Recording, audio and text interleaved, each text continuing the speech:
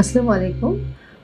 আমি এর আগে একটি ভিডিওতে মেল ইনফার্টিলিটি নিয়ে বলেছিলাম এবং তার কারণ বলেছিলাম, কিভাবে প্রতিকার পাওয়া যায় সেটাও বলেছিলাম। আজ আমি বলব এর ট্রিটমেন্ট আসলে কি হবে। ট্রিটমেন্ট আসলে নির্ভর করে যে সিমেনের যে প্যারামিটার, সেই প্যারামিটারে আমার স্পার্মের কন্ডিশনের উপর অনেকটা, যে স্পার্মের কাউন্ট কেমন, সেটা কি অনেক বেশি কম কিনা বা সামান্য কম কিনা সেটার উপর ডিপেন্ড করে। তা প্রথমে আমরা ওদেরকে বলে থাকি যে যারা বন্ধ্যাত্ব নিয়ে আসে, পুরুষ বন্ধ্যাত্ব, তাদেরকে কিছু লাইফস্টাইল মডিফিকেশন করতে হয়, অর্থাৎ খাবার প্লাস হচ্ছে এক্সারসাইজ প্লাস হচ্ছে তাদের স্ট্রেস রিমুভ, এই ব্যাপারগুলো থাকে যেটা অনেকটাই ইমপ্রুভ করে। পরবর্তীতে হচ্ছে ড্রাগ ট্রিটমেন্ট। হ্যাঁ, আমরা কি ওষুধ দেব, দেখা যায় এই ক্ষেত্রে কিছু ওষুধ খুব যে মেডিকেল ট্রিটমেন্ট যে খুব বেশি হেল্প করে পুরুষ বন্ধ্যাতে সেরকম না। হ্যাঁ, তবে যদি কারো মাইল্ড, অর্থাৎ যদি কারো শুক্রাণুর সংখ্যা খুব সামান্য কমে, আমরা জানি নর্মাল লেভেল কিন্তু আমরা বলি 15 মিলিয়ন পার ml, যদি কারো এই 15 মিলিয়নের কাছাকাছি অর্থাৎ 10 মিলিয়ন বা তার উপরে থাকে, তখন কিন্তু আমরা বলি যেটা মাইল্ড, হ্যাঁ, যে সামান্য কারণে বন্ধ্যাত্ব। এবং এক্ষেত্রে হচ্ছে আমরা তাদেরকে বলি যে কিছু অ্যান্টিঅক্সিডেন্ট জাতীয় ওষুধ পাওয়া যায় বাজারে, হ্যাঁ, সেই ওষুধগুলো সেবন করার জন্য। আর সাথে হচ্ছে কিছু হরমোনাল ওষুধ আমরা প্রেসক্রাইব করে থাকি, কিন্তু সেটা কারণ অনুযায়ী। যদি মনে হয় যে এই পেশেন্টের হরমোনের ডেফিসিয়েন্সি আছে, সেক্ষেত্রে আমরা কিছু ইনজেক্টেবল হরমোন যোগ করে থাকি বা মুখেও দিয়ে থাকি।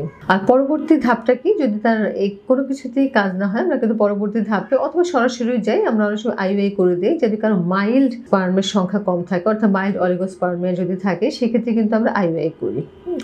কিন্তু যদি কারো সিভিয়ার অলিগোস্পার্মিয়া থাকে অথবা সিভিয়ার অলিগোস্পার্মিয়া মানে কি, যে কাউন্ট আমরা বললাম 15 মিলিয়ন, যদি কারো সেটা 5 মিলিয়নের নিচে চলে যায়, সেটাই কিন্তু আমরা বলি সিভিয়ার। অনেকে কিন্তু 1 মিলিয়নে চলে আসে, 2 মিলিয়নে চলে আসে, সেটা কিন্তু আমরা বলি সিভিয়ার অলিগোস্পার্মিয়া। এক্ষেত্রে কিন্তু আমরা বলি যে তার আইভিআই কাজ হবে না, তার আইভিএফ লাগবে। এবং সবচেয়ে ভালো হচ্ছে ইক্সি।